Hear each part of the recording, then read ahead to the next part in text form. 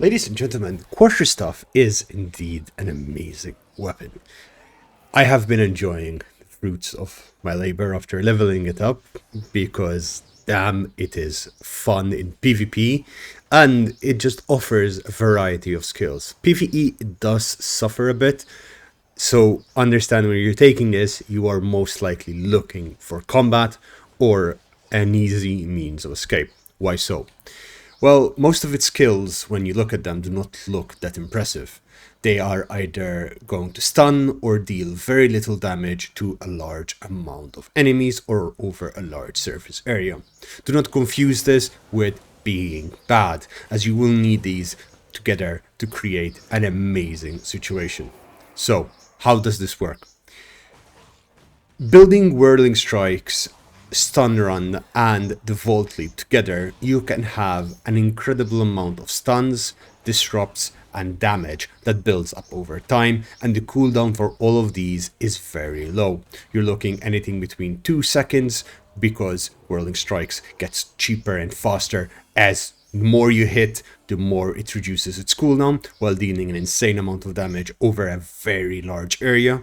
Then you have Stun Run, which is a pure PvP ability. You move 30% faster for 4 seconds and you stun your enemies for upwards of 5 seconds if you have this completely mastered. At the moment I only have 3.7 seconds, but trust me, this is more than enough. Cooldown 15 seconds. And finally, your catcher, the Volt Leap. It deals a large amount of damage in a large area while throwing everyone into the air, disrupting their abilities. This is one of the best catching abilities I have ever seen because it allows you to run at a very large distance and jump over 12 meters of radius.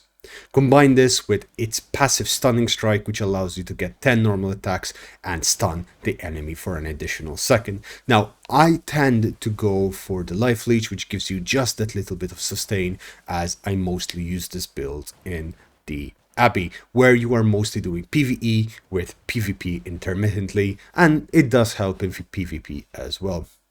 However, a third option, if you so like it, is Dread-Laden Fighting, where it increases your crowd control effects by 35% for 2 seconds every 8 attack. This means that you are able to stun for longer, disrupt for longer, and throw the enemies in the air for longer. Now, combined with this, we need layers of damage. So the first thing I always go for is the poison potion. I go for the minor poison potion because it's very cheap. This does a lot of damage and reduces the target's resistances significantly while it is active over 3 seconds. Following that, I take the beef stew. Now, the beef stew, you can substitute this with other things. The Avalonian beef stew, if you do have the money for it, or even the pork omelette, as all of these do help you in different ways.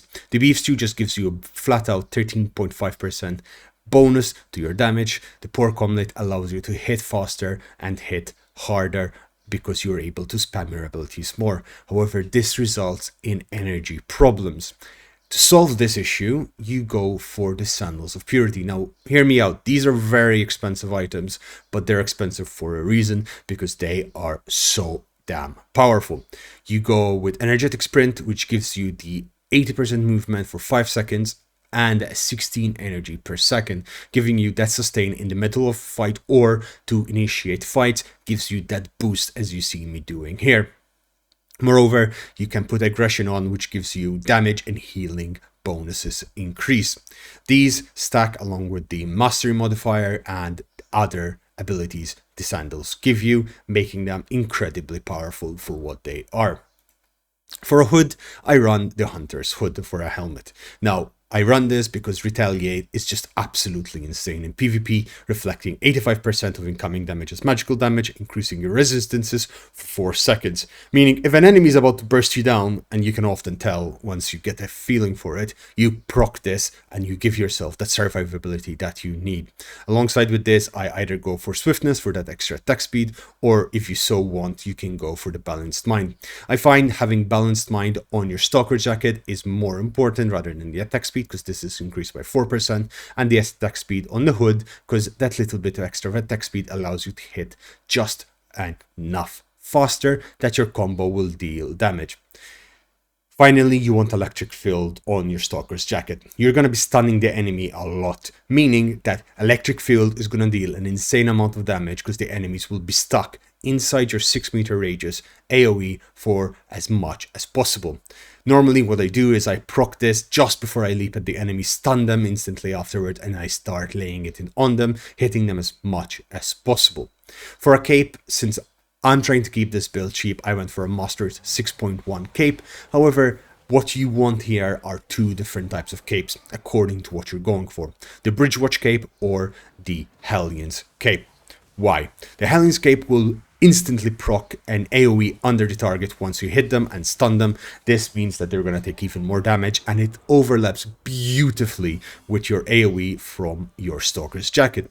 However, if you go for the Bridgewatch cape, you are essentially reducing their damage, so they will not be able to react to you properly, reducing their movement speed and allowing you to have better battlefield control with your crowd control. With all of this said, this build has incredible abilities in terms of chase, in terms of disengaging, and in terms of re-engaging.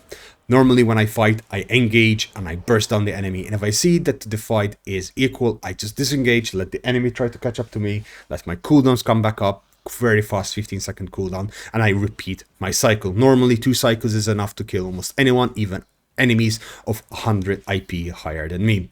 I have fought and killed enemies that are 200 IP higher than me, but they were already weakened, and frankly that was just very close.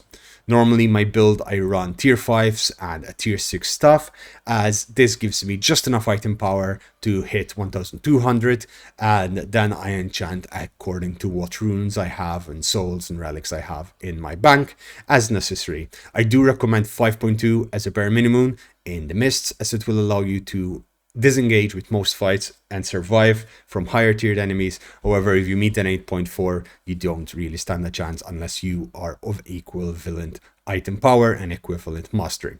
Hope you find this useful. Hope this build allows you to enjoy the game in the way I have and find your entrance to the PvP world. Don't forget to subscribe if you're still here to the channel. I stream on Twitch as well, so look me up on Twitch, link CMT, and yeah, see you in the battlefield, guys. Thank you and bye bye.